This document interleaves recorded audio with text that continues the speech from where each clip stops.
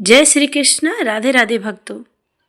आज हम लड्डू गोपाल जी की एक ऐसी अद्भुत लीला के बारे में बताएंगे जो आपकी आंखों को विश्वास नहीं होगा।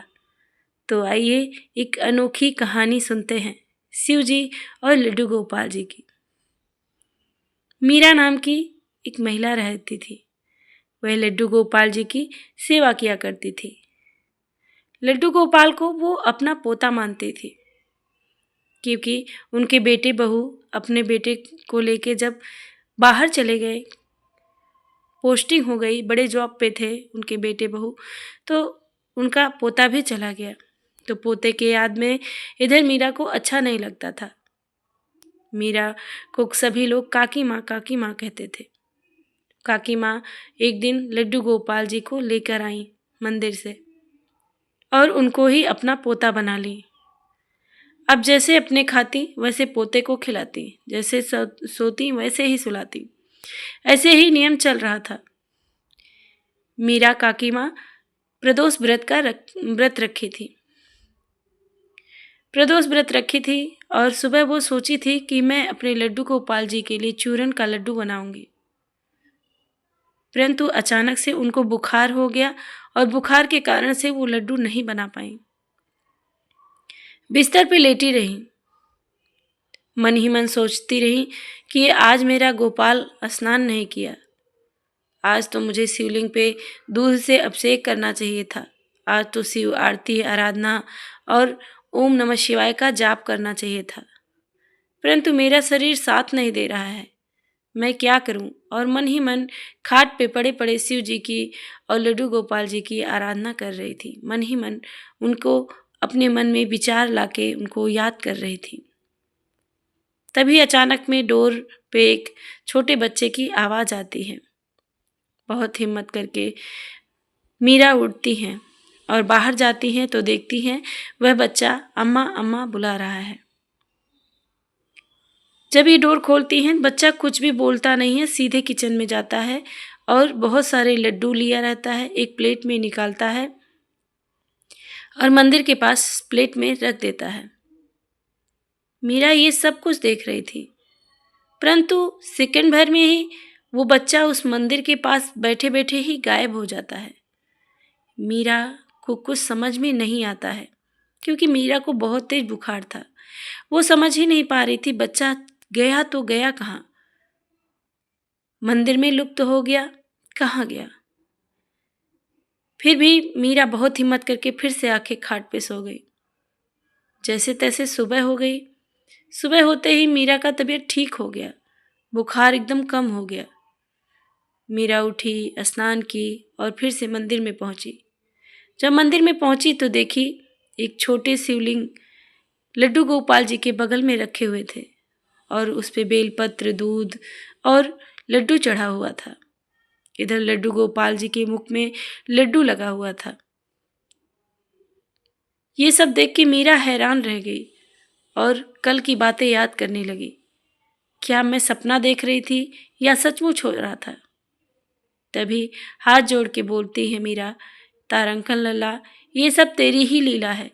वो कोई बालक नहीं था, शिव के रूप में खुद आए थे प्रभु, ऐसा मुझे लगता है। तभी मंदिर से आवाज आती है, मैया तू तो सो गई थी, तेरा तबीयत ठीक नहीं था और शिव जी की आराधना करनी थी मुझे, तो मैं ही खुद जाके लड्डू ले आया और शिव जी का अभिषेक किया। देखो, भोग भी लगा दिया और खुद भी खा लिया। अब हो गई ना तुम्हारी तबीयत ठीक। मैया मुस्कुराती हैं और समझ जाती हैं कि ये सब हमारे नटखट गोविंद का लीला है। मैया कहती हैं, हाँ हाँ तारंकन लल्ला, तू मेरा सबसे प्यारा लल्ला है। ऐसे ही मेरे बुरे दिन में मेरा सहारा बनते रहना।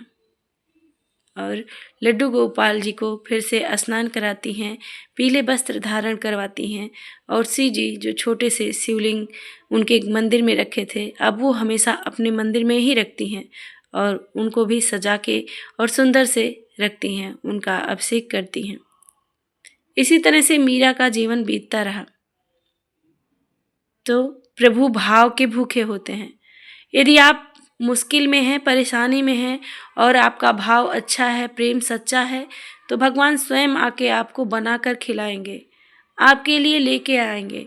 आप बंगला चाहोगे तो बंगला दिलवाएंगे, गाड़ी चाहोगे तो गाड़ी दिलवाएंगे, जो चाहोगे सब कुछ मिलेगा। कलयुग है तो क्या हुआ, अगर आपका सच्चा दिल और आप पवित्र हैं तो ये कलयुग सतयुग कहीं भी नहीं। चाहे सतयुग हो, चाहे द्वापर युग हो, चाहे कलयुग हो, सब जगह आप देखते होंगे बस सत्य ही काम आता है, झूठ नहीं काम आता है। तो अगर आप सच्ची भक्ति करते हैं, सच में अपने गोपाल जी को प्रेम करते हैं, शिव जी को प्रेम करते हैं, तो आपके साथ भगवान लीला करेंगे। और आपको जब विश्वास रहेगा कि हाँ मेरे प्रभु मेरे लिए करेंगे, तब जब तक द्रौपदी को यह आस थी कि मेरे पति मेरी लाज बचा लेंगे, मेरे सास ससुर मेरा लाज बचा लेंगे, तब तक प्रभु नहीं आए। और एक बार पुकारते ही प्रभु को सारे जगत के स्वामी दौड़े चले आए।